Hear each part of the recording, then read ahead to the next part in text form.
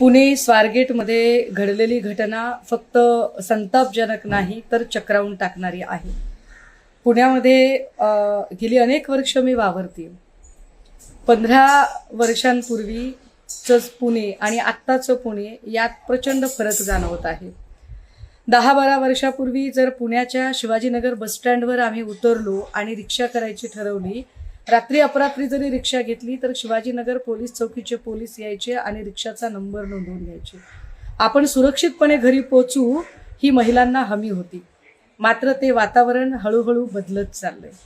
पुण्यातली कायदे सुव्यवस्थेची पकड अत्यंत सैल होत चाललेली आहे.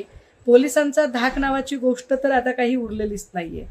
वारंवार हा प्रश्न उपस्थित केला जातो की पुण्यातल्या ज्या गर्दीच्या जागा आहेत, विशेषतः शाळा, कॉलेज, बसस्टँड आणि रेल्वे स्टेशन, इथे पोलिसांची अधिकची गस्त वाढवली पाहिजे. मात्र ते होताना दिसत नाहीये. आजची घटना फक्त गंभीर नाही तर पुण्याच्या संस्कृतीला न शोभणारी आहे.